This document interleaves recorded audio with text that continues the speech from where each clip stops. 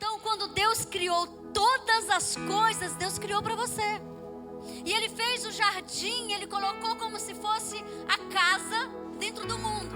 Então Ele disse: eu vou fazer o jardim para o homem, a casa dele. Mas o Senhor disse assim: crescer e multiplicar. Então o homem não ficaria só no jardim. Quem está entendendo o que eu estou falando? Então Deus preparou tudo para mim e você, porque Ele queria ter intimidade conosco, Ele queria ter relacionamento conosco. E a palavra de Deus diz que toda virada do dia o Senhor aparecia para o homem para conversar. Você consegue entender isso? Para manter uma comunhão com o homem. Mas aí o homem peca, se distancia de Deus. Mas se você perceber, em toda a história, Deus tentou resgatar o homem. Em toda a história, Deus tentou acertar o caminho do homem de volta para casa. E quando Ele viu que não ia conseguir da forma humana, Ele decide então entrar com um plano divino. E entrega Jesus para morrer por mim e por você numa cruz. Você consegue entender isso? Então o Senhor te persegue, há muito tempo. Olha o que está escrito aqui. Vamos comigo aqui para Atos 15, 16 a 19. Atos 15, 16 a 19 diz assim: cumprida estas coisas, voltarei e reedificarei o tabernáculo caído de Davi. E levantando de suas ruínas, restaurá-lo-ei, para que os demais homens busquem ao Senhor. Ei, Deus te restaura, não é para parar em você. Deus te restaura para que as pessoas vejam você restaurado e queiram o que você tem. Quem está entendendo? E Ele diz assim, olha, para que os demais homens o busquem, e também todos os gentios sobre os quais tem sido invocado o meu nome. Diz o Senhor que faz estas coisas conhecidas destes séculos. Pelo que julgo eu, não devemos perturbar aqueles que dentre os gentios se convertem a Deus. Aí a palavra do Senhor diz em Tito, capítulo 2, versículo de 11 a 14. Diz assim: portanto, a graça de Deus se manifestou salvadora a todos os homens. Você pode dar glória a Deus? Educando-nos para que, renegadas a impiedade e as paixões humanas, vivamos no presente século sensata, justa e piedosamente, aguardando a bendita esperança e a manifestação da glória do nosso grande Deus e Salvador Jesus Cristo, o qual a si mesmo se deu por nós, a fim de remir-nos de toda iniquidade e purificar para si mesmo um povo exclusivamente seu, zeloso de boas obras. Meu Deus, que palavra! Que palavra! Então, quando eu leio, eu vejo que tudo foi por mim, por você. Nada foi pelas coisas. Deus não se importa com as coisas. Deus se importa com você e se importa comigo. Quem está entendendo isso, dá um glória a Deus. Então nunca foi Deus querer o ouro, querer nada. Até porque, deixa eu falar uma coisa para você. A Bíblia diz que nós fomos feitos do pó do barro. Deus não fez você do ouro. No pó do ouro. Não fez você do pó do diamante. Não fez você do pó das riquezas que os homens hoje dão valor. Mas Deus fez você do pó da terra que gera toda a riqueza. Então eu e você temos todas as riquezas dentro de nós. Quem está entendendo isso? Então você é muito valioso para Deus. Deus te gerou imagem e semelhança, você é muito valioso para Ele.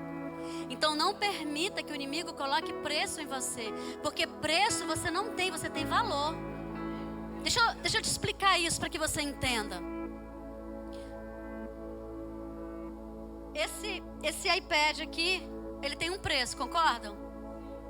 Mas se ele tiver um valor para mim, não tem preço que compra ele. Porque ele tem um valor.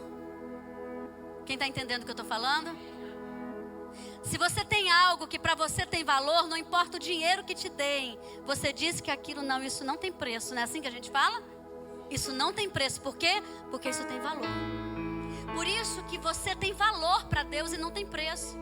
Porque não importa o preço que as pessoas queiram colocar em você, o Senhor sempre vai dizer: ei, você não tem preço, você tem valor.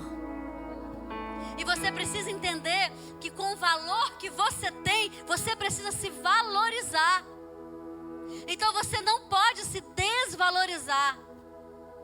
E muitas vezes nós vamos nos desvalorizando por causa das lutas, das dores, das dificuldades, das perdas, das traições, das coisas que vivemos, das irrealizações, dos planos que fizemos e não se concretizaram, dos sonhos que sonhamos e muitas vezes não se realizaram, e nós vamos tirando o nosso valor. Porque talvez você conviveu com pessoas que denegriu você, com pessoas que tirou o seu valor, com pessoas que tentou colocar preço em você, tentou apontar falhas para você. Quem está entendendo? E você vai tirando o seu valor, e por tirar o seu valor, você se vende por coisas fúteis que o mundo tem para oferecer. Mas quando você entende o valor que tem, não tem nada no mundo que possa te comprar. Entende isso? Então vamos lá, vamos seguir? Filipenses 3, de 17 a 21. Não, filho, água. Filipenses 3, de 17 a 21. Irmãos, sede imitadores meus. Paulo falando, hein? E observais os que andam segundo o modelo que tendes em nós. Pois muitos andam entre nós, dos quais, repetidas vezes, eu vos dizia e agora vos digo, até chorando, que são inimigos da cruz de Cristo. O destino deles é a perdição. O Deus deles é o ventre. E a glória deles está na sua infâmia. Visto que só se preocupam com as coisas terrenas. Pois a nossa pátria está nos céus, de onde também aguardamos o Senhor Salvador, Jesus Cristo, o qual transformará o nosso corpo de humilhação para ser igual ao corpo da sua glória, segundo a eficácia do poder que Ele tem, até subordinar a si todas as coisas. O Senhor quer que nós manifestemos a glória dEle sobre a terra. O Senhor quer que nós entendamos que Ele quer nos transformar. Na realidade, quando Deus criou o homem, não era para o homem morrer, era para o homem viver eternamente. Mas eu tenho uma coisa para te dizer. Você sabia que você é eterno? Olha para a pessoa do teu lado e fala assim: desde a hora que você nasceu, você já se tornou eterno. Fala: a nossa passagem neste mundo vai determinar se eu vou viver uma eternidade no inferno ou se eu vou viver uma eternidade no céu. Mas eu já sou eterno. Quem está entendendo o que eu estou falando? Porque a morte não para a minha vida. A morte vai me fazer dar continuidade. Então o que eu escolho aqui hoje determina o que eu vou viver na minha eternidade. Só que o inimigo tenta colocar na nossa mente que a eternidade é só depois que a gente morre. Mas não, você já é eterno. Quem está entendendo, dá um glória a Deus. Seja com um corpo glorificado no céu com Cristo, ou seja um corpo em chamas no inferno com o inimigo, você é eterno. Então não permita que o inimigo escolha por você. Você tem o direito de escolher aonde você vai viver. E muitas vezes nós permitimos que o inimigo escolha por nós. Você é eterno. E hoje tem que sair daqui com esse entendimento de que você não se torna eterno porque morre, você se torna eterno porque nasce. A morte vai determinar onde você vai acabar de viver a sua eternidade. Quem está entendendo o que eu estou falando? Porque nos foi dito muitas vezes de que nós só nos tornamos eternos após a morte.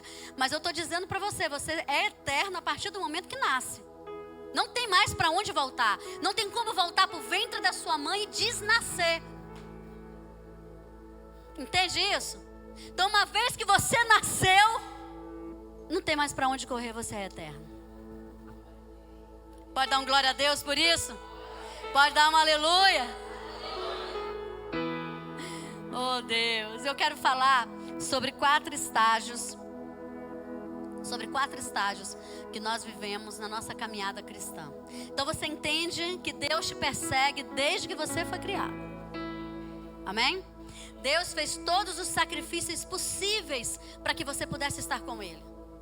Deus faz tudo para cercar você e trazer você para perto dEle.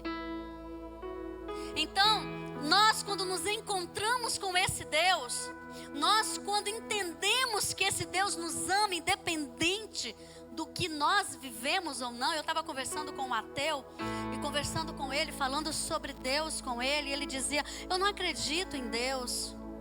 Você está deixando de viver a sua vida porque você acredita em Deus. Eu virei para ele, falei com ele e disse assim: olha, eu acredito em Deus, mas independente de acreditar ou não, eu não vou pagar a conta. Quem está entendendo? Quem está entendendo? Porque se Deus for verdadeiro, eu vivi um pouco dos anos aqui na terra servindo Ele e vou para o céu, não para o inferno. Se Deus não for verdadeiro, amém, eu vivi minha vida do jeito que eu escolhi viver. Quem está entendendo? E acabou.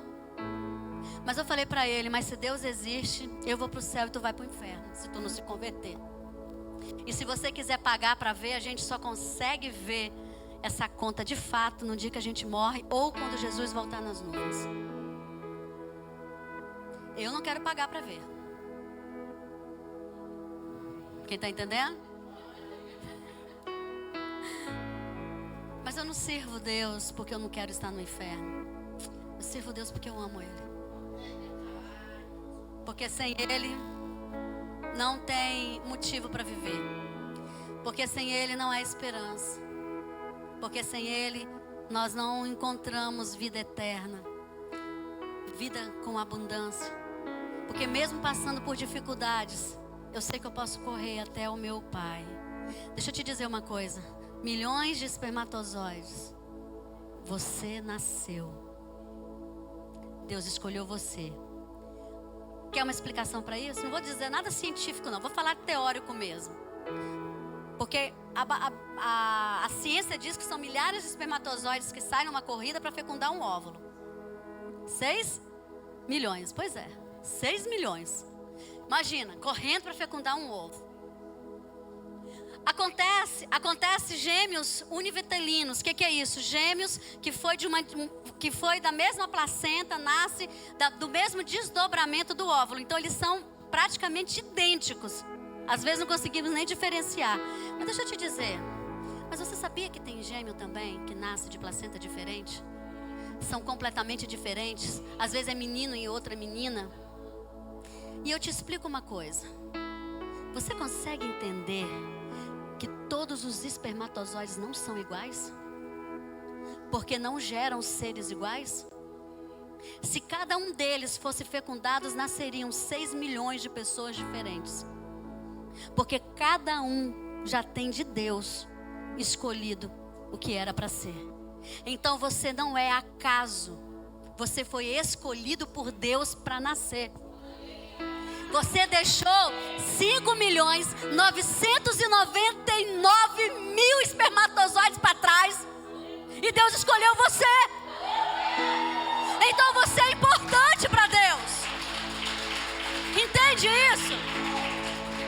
Você não nasceu de um acaso. Você não nasceu de um relacionamento. Você não nasceu de um esquecimento de uma pílula ou de um furo de um preservativo. Você não nasceu porque você foi um desastre ou porque os pais não quiseram você. Ei, Deus te quis desde quando você foi concebido.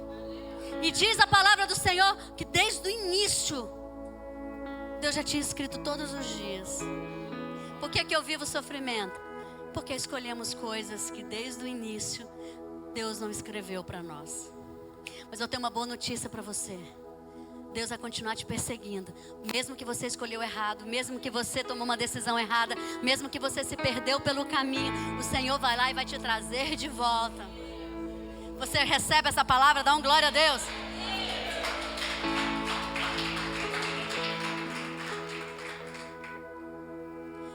Eu quero usar um homem da Bíblia para me falar desses estágios. Quero falar sobre Salomão e os 4 estágios de fé de Salomão. E são os 4 estágios que todos nós vivemos. O primeiro estágio é o estágio de menino. Tudo aprendemos, tudo aceitamos e tudo acreditamos. Quem se lembra aí dos dias de conversão? Logo quando converteu. Se dissesse para você que você tinha que pular de um pé só, você pulava. Se Deus dissesse assim, eu quero que você vá até Lisboa andando a pé, você ia. Tudo você acreditava. Essa fase de menino é aquela fase que você pula no abismo para encontrar Deus. É onde você mergulha no meio das águas para encontrar Deus. Onde você se mete no meio do fogo para encontrar Deus. A Eloá, minha neta, a gente estava na piscina com ela. E ela sabia que aonde nós estávamos ela não dava pé. Porque ela estava no nosso colo, ela não conseguia dar pé. E ela não ia para a piscina porque ela não queria se afogar. Mas quando eu ou ele dizia assim, vem Lolô, pula. Ela dizia, vovó segura. Vovó segura. Segura Lolô, vem. E a Lolô pulava. Essa fase de menino é a fase que todos nós vivemos com Deus. Quem está entendendo o que eu estou falando? É a fase que você só quer comer, beber e usufruir da presença. Segundo Samuel 12, 24 a 25 diz assim, então Davi veio a Betseba, consolou-a e se deitou com ela. Teve ela um filho, a quem Davi deu o nome de Salomão, e o Senhor o amou. Davi o entregou nas mãos do profeta Natã, e este lhe chamou Gedidias, por amor ao Senhor. O profeta Natã hoje simboliza o Espírito Santo. Porque quando nós aceitamos o Senhor na nossa vida, Ele diz, agora Espírito Santo, cuida e ensina. Porque diz que o Espírito nos ensina todas as coisas, é assim ou não é? Então o Espírito habita em nós e vai nos ensinando. E nós vamos aprendendo. E a gente fica, quem é a criança? Ela não tem noção se come doce, se come bala, o que come. Ela quer comer, é assim ou não é? Se ela tiver com sede, ela não se importa se você está dando suco, água, refrigerante, o que for, ela quer beber. Ela não tem medo das coisas. Ela não coloca limite nas coisas. Se é para estar na igreja até de madrugada, fica porque é inconsequente. Então quando nós nos convertemos, nós estamos no primeiro amor com Deus. Nós estamos aprendendo de Deus. Nós estamos ouvindo do Espírito, ouvindo do altar, lendo a palavra. E nós estamos nos apaixonando por Deus. Porque o primeiro amor de uma criança são os seus pais. Vocês entendem isso? E elas têm um amor incondicional. E nós, como crianças na fé, nós temos um amor incondicional. Sabe por quê? Porque nós não medimos nada. Nós não olhamos para o irmão do lado. Nós não vemos os defeitos de ninguém. Nós não olhamos e dizemos, Deus, tu não podes. Às vezes o novo convertido é quem mais vive milagres dentro da igreja. Porque ele acredita que Deus pode tudo. Ele é como uma criança, pode tudo. Pode tudo. Davi arrumava às vezes umas confusão na escola. Dizia, meu pai vai vir para resolver, porque o pai pode tudo. Quem está entendendo? Mas certa vez Davi estava lá na igreja. Nós estávamos na Manancial, na 51 ainda, um local menor em Palmas. E a gente estava ali na reunião, daqui a pouco foram me chamar. Disseram assim, mãe, corre lá, que o Davi está no meio de 2 cachorros. 2 pitbulls. Com um pedaço de pau, brigando para os cachorros não morder a cachorra dele. Porque a nossa cachorra era crente, gente. Ela fugia, ia para a porta da igreja, assistia toda a reunião. Lá na porta dela, era mais crente que muito crente. Não perdia uma reunião. Davi com pau. E Davi botou os pitbull para correr com pau. Um menino de 6 anos. Cheguei para o Davi e disse assim, meu filho, você não pode fazer isso. Aí ele olhou para mim e disse assim, por que eu não posso, mãe? Jesus me guarda. Ele não é o poderoso? Davi não derrubou um gigante? O que é esse cachorro para mim? E eu tive que dizer, não é nada, filho, porque eu não vou interferir na fé dele. Aí a minha oração foi, pai, só está vendo. Protege meu filho, não deixe o pitbull comer ele. E ele partiu para cima, sabe por quê? Porque ele dizia, Deus está comigo. Quando nós estamos no início da nossa fé, a gente acredita em Deus em tudo. Você ora, jejua, clama, você faz o impossível, você faz coisas que até Deus duvida. E disse: como isso? Seu coração bate acelerado. Você fica procurando saber qual horário da reunião e diz: só 2 reuniões por semana? Eu queria que fosse todo dia. Quem já teve essa sensação? Queria que fosse todo dia. Porque você ama. E assim era Salomão. Estava encantado com as coisas do reino, encantado com as coisas de Deus, encantado com tudo, queria aprender tudo, queria ver tudo. Ah, é para estudar a Bíblia, eu quero. Ah, é para ler. Não, eu não entendi isso, eu não entendi aquilo. Tem estudo bíblico, eu vou. Não, mas tem isso, eu quero ir também. Você ora por mim, me ensina a orar, me ensina a ver Deus, me ensina como que você sente Deus, me ensina o que é isso de tremer, o que é isso de falar em línguas, o que é isso de cair no chão. Eu quero isso também. Porque você está no primeiro amor. Porque você é uma criança. Por isso Jesus disse assim: não apartai-vos as crianças, porque delas são o reino de Deus. E aí você pode crescer, mas nunca deixe de ser criança para Deus. Porque os meus filhos, eu tenho uma filha de 27 e tenho um filho de 21, estou fazendo as contas aqui. Uma filha de 27, um filho de 21, cada um... 22? Não, então ela tem 28. Então eu tenho uma filha de 28 e um filho de 22. Cada um tem um filho. E toda vez que eu falo deles, eu digo assim: os meninos lá em casa. Toda vez que eu falo deles, eu falo as crianças. Quem é pai e mãe aí? Quem faz isso? Deus nunca vai deixar de ver você como criança. Deus nunca vai deixar de se preocupar com você. Deus nunca vai deixar de cuidar de você. Deus não dorme para cuidar de você. Para você, para Deus você nunca deixa de ser a criança, um menino. Por isso Ele diz que é deles, que são o reino dos céus. Quem está entendendo, dá uma glória a Deus. Segundo estágio, vamos lá, senão eu não consigo terminar. O segundo estágio é o da adolescência e da juventude, é o tempo da paixão. Cantares 3, de 1 a 4 diz assim: de noite no meu leito busquei o amado de minha alma, busquei-o e não achei. Levantar-me-ei, pois, e rodearei a cidade, pelas ruas e pelas praças, buscarei o amado da minha alma, buscá-lo-ei e busquei-o e não achei. Encontraram-me os guardas que rondavam pela cidade, então lhes perguntei: vistes o amado da minha alma?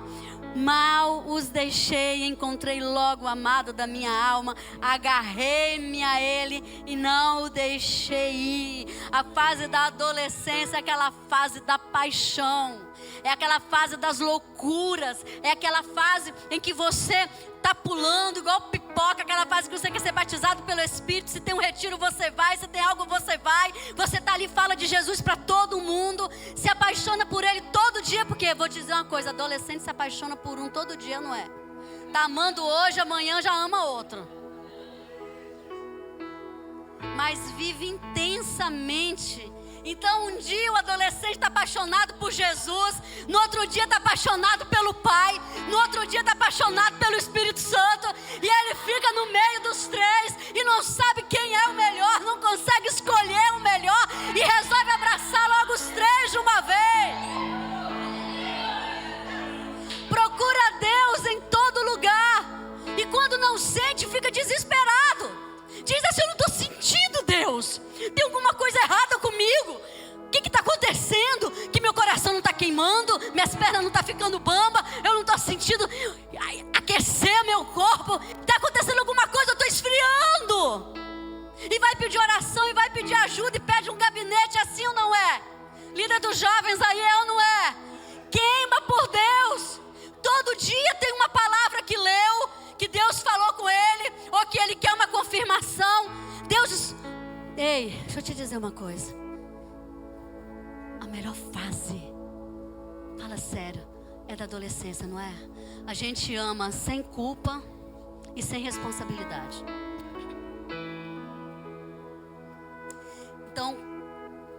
estágio veio.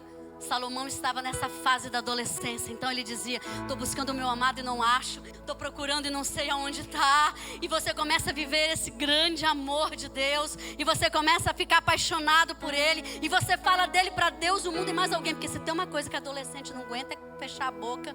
Ele conta para todo mundo por quem está apaixonado. É assim ou não é?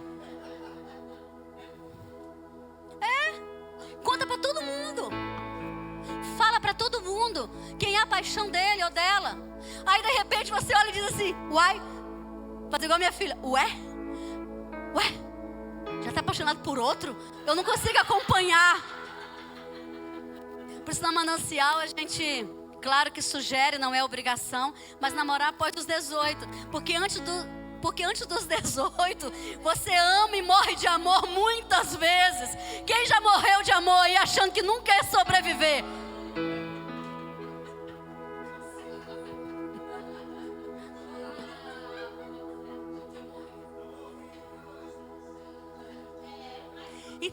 Então você precisa esperar um pouco.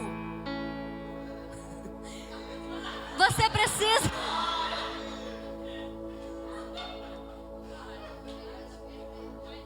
Você precisa esperar um pouco para você ter certeza.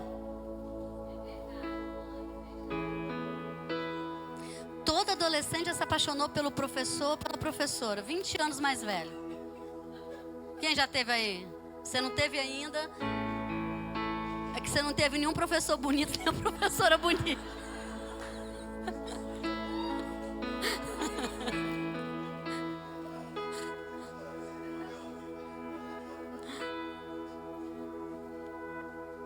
Ei, a fase da paixão é a fase que mais você ganha pessoas para Jesus. É a fase em que mais você traz pessoas para a igreja.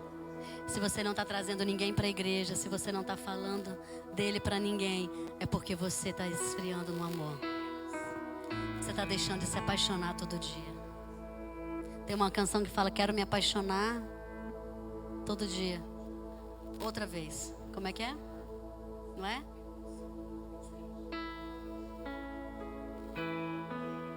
Como canta? Paixonar.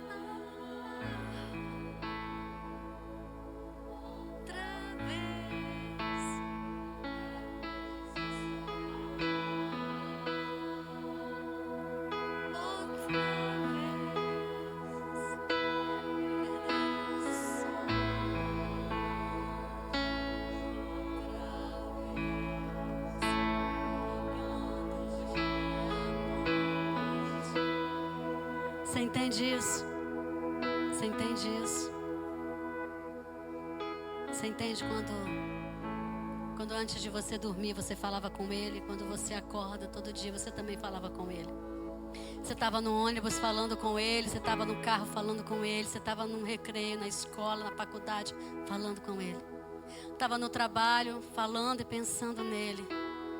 Quando o apóstolo fala que ele diz assim: amor, quando ele estava apaixonado por mim,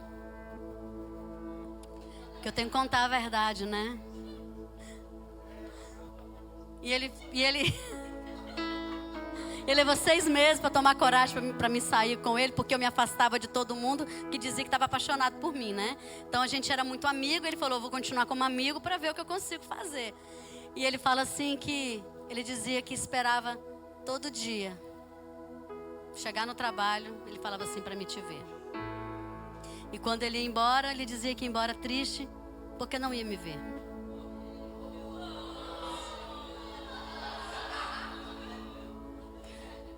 Porque quando estamos apaixonados, a gente não consegue ficar longe. Você não consegue ficar longe. Quem está entendendo? Meu Deus, vamos seguir que eu não vou dar conta aqui não, hein? Terceiro estágio, a fase adulta. Nós deixamos a fase de criança, deixamos a fase de adolescente e começamos a buscar a entender as coisas e analisar as coisas. E aí começa o grande problema do Filho de Deus. Porque quando você quer entender com sua mente natural o que é espiritual, você naturaliza o que é sobrenatural para que a sua mente natural consiga entender. Foi complicado? Não? Deu para entender? Então, quando você vai chegando, olha só, Provérbios 1, de 1 a 6. Para aprender a sabedoria e o ensino, para entender as palavras de inteligência, para obter o ensino do bom proceder, a justiça, o juízo, a equidade, para dar aos simples prudência, aos jovens conhecimento e bom siso, que é juízo. Por isso que é o dente do siso. Quem já teve dente siso aí, que nasceu? É porque é dente do juízo, ele nasce sempre depois dos 18. Quem entendeu? Ouça o sábio e cresça em prudência, e o instruído adquira habilidade para entender os provérbios, né? E as parábolas, as palavras de enigmas do Salmo. Então, no início da vida, ele quer Deus seguindo o modelo de alguém que ensina. Só que aí depois ele vai ficando adulto, ele começa a amadurecer, e aí ele começa assim: o coração do homem pode fazer planos. Provérbio 16, de 1 a 3.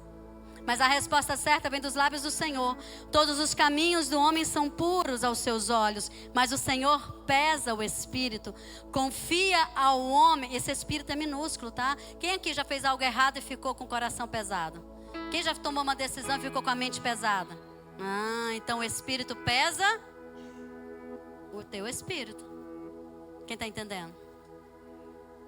E aí confia nas obras das tuas mãos, os desígnios serão estabelecidos. E aí, na fase adulta, você começa a dizer: a reunião está demorando demais.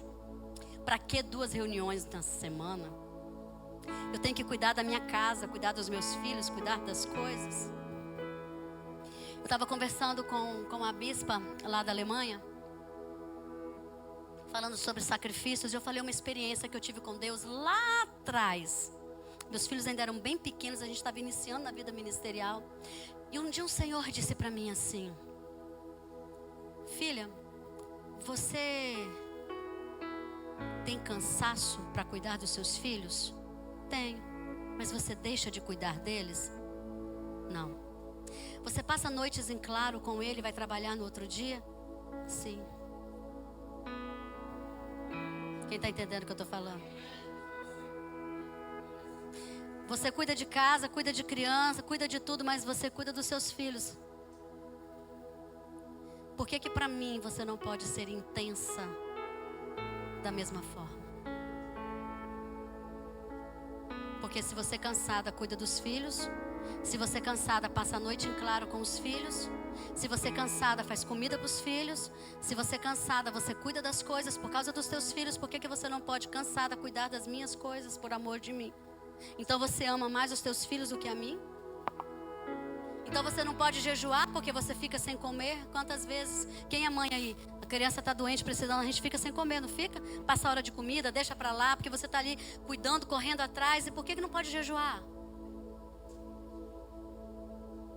Nós vamos ficando tão racionais na nossa fase adulta, que se nós não tomarmos cuidado, nós ficamos religiosos.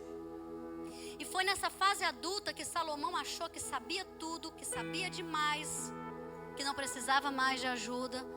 Salomão, ele cai diante dos ídolos e cai na idolatria. Se você não cuidar nessa fase adulta, porque essa fase adulta vai te dar um entendimento do que é certo, do que é errado, do que é justo. Mas também a sua fase adulta vai levar você a criticar, a racionalizar, a colocar limites em Deus, a murmurar. A sua fase adulta vai levar você a você não se lançar mais no fogo, a não se lançar mais na profundeza das águas, a não se jogar de um precipício para baixo. Redundante, né? Para cima que não vai do precipício. Foi na fase adulta que Salomão esqueceu de que ele sem Deus não é nada.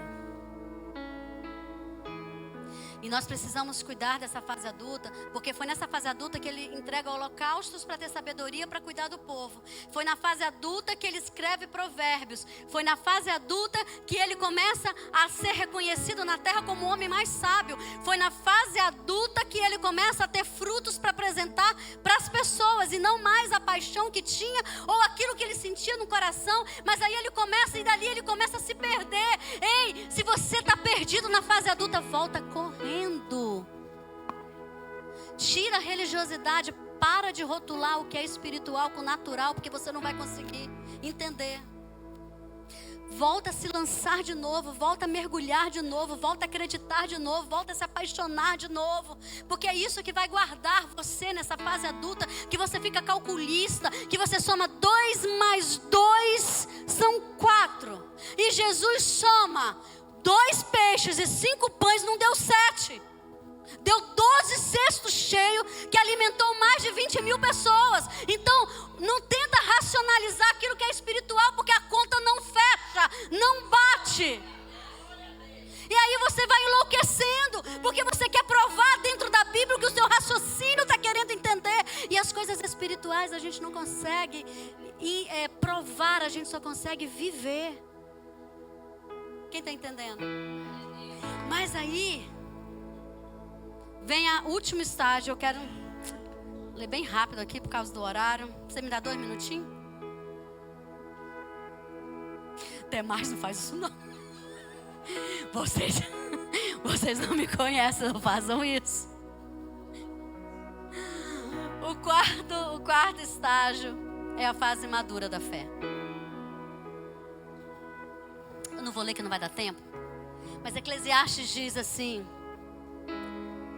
Salomão, ele para, ele diz: eu não sou nada. Aí Salomão volta à fase de criança de novo, só que maduro. Porque aí ele começa a dizer: tudo é vaidade. Aí ele vai lá e diz assim, aí ele volta à paixão de jovem, ele diz assim: vocês que são jovens, faça tudo pelo Senhor enquanto tem força. Não desprezem a força que vocês têm, não desprezem o amor que vocês têm, a paixão que vocês têm. Volta e faz tudo para Deus, porque o resto tudo é vaidade. Tudo que está sobre a terra é vaidade. Então ele começa a dizer assim: eu me perdi na vaidade, eu me perdi nas coisas erradas. Então é por isso que acho que é Coríntios, fugiu agora aonde está, mas depois se vocês quiserem eu procuro e passo para vocês. Mas a Bíblia diz o seguinte, que a natureza espera a manifestação dos filhos de Deus. No original esse filhos é filhons, que significa filhos maduros. A natureza, a terra, Romanos 8,19, anota aí. Ilhos, que é filhos maduros. Então a natureza espera a manifestação dos filhos maduros, que passou pelo estágio de criança e guardou o coração de criança, passou pelo estágio da paixão, da adolescência e guardou o coração apaixonado, passou pelo terceiro estágio, que é o estágio da fase adulta, que começou a entender as coisas espirituais, não para agir no natural, mas para poder ter revelações espirituais do Senhor. Aí é hora que você ora, é hora que você libera cura sobre as pessoas, é hora que você visita, é hora que você apacenta, é hora que você cuida das pessoas, porque você precisa escolher hoje. O Senhor disse, eu falei ali no início, que Ele está levantando o tabernáculo caído de Davi. Ou você é casa, ou você vai permanecer sendo material. E deixa eu te dizer, material que não vai para dentro do cimento, ou que não pega a lajota e vai lá para a construção, ele se deteriora. A chuva leva, o sol racha, o tempo destrói. Porque você pode até iniciar como material, mas aí você precisa juntar. Eu sou areia, eu junto com o cimento, que é o pastor Josimar. Eu junto com a Brita, que é a cooperadora Célia Jane. Eu junto com a Lajota, que é a cooperadora Luana, quem está entendendo o que eu estou falando? E aí nós vamos nos juntando e vamos construindo a igreja de Cristo. Porque quando você passa a ser casa e não material, você passa a ser abrigo para as pessoas, socorro para as pessoas, alimento para as pessoas, sombra para as pessoas, água para as pessoas. Quem está entendendo o que eu estou falando? Porque você não busca Deus pelo que Ele te dá, você busca Deus pelo que Ele é. Quem está entendendo o que eu estou falando? E nesse quarto estágio, eu quero finalizar para me orar por você. Gente, o relógio não para. Deus é mais. Olha só o que tem aqui, olha o que está dizendo. Em 2 Crônicas 8:1 diz assim: ao fim de 20 anos, tendo Salomão terminado a casa do Senhor e a sua própria casa. Ei, você não vai ficar uma obra inacabada. Você não vai ficar uma obra inacabada. Sua obra vai ser concluída no Senhor. Talvez você chegou aqui hoje e disse: apóstolo, eu estou bem distante mesmo. Eu estou tão racional ultimamente. As coisas estão sendo tão difíceis que eu estou somando mesmo. 2 mais 5 dá 7. Não tem como 2 mais 5 alimentar uma multidão de 20 mil pessoas e sobrar 12 cestos cheios. Se você continuar, optar a andar no natural, você vai encontrar as coisas naturais. Mas se você optar em andar no sobrenatural, você vai encontrar as coisas espirituais. Quem está entendendo o que eu estou falando? Se coloque em pé. O tempo já acabou. Gente, eu não consigo terminar minhas mensagens. Fica tudo faltando. Uma hora dessa eu vou fazer o seguinte: eu vou pegar tudo que ficou faltando de todas as mensagens. Eu vou tentar fazer uma. Eita, meu Deus.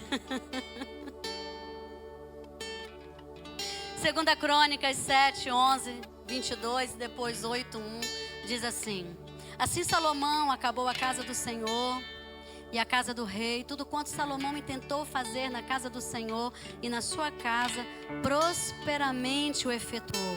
De noite apareceu o Senhor a Salomão e lhe disse: ouvi a tua oração. Ei, os filhos maduros, Deus chega para falar com eles. Os filhos imaturos ficam gritando o pai o tempo inteiro. Eu falo que se na minha fase dos meus filhos pequenos eu ganhasse 50 cêntimos para cada vez que eles chamavam pelo meu nome, eu estava milionária. Quem aí tem filhos? Mãe, mãe, mãe, mãe, mãe, mãe. Eles não falam mãe uma vez, não. É mãe, mãe, mãe, mãe, ei, mãe, ei, mãe, mãe, mãe. Respira que você vai morrer uma hora dessa. Cada vez. Então os filhos imaturos ficam pai, pai, pai, pai, pai, pai, pai, pai, pai, pai. Aí os filhos maduros, o Senhor chega e diz: filho, quem está entendendo o que eu estou falando? E ele continua ainda, ele diz assim: porém, e ele vai aqui: confirmarei o teu trono, o teu reino, segundo a aliança que fiz a Davi teu pai, dizendo: não te faltará sucessor que domine em Israel.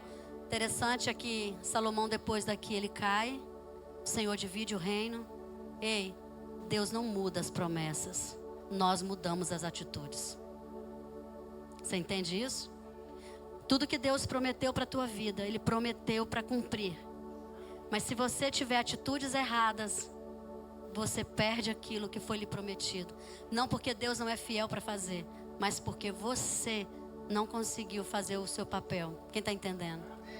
E aí ele diz assim: porém, se vós vos desviardes, deixardes os meus estatutos e os meus mandamentos,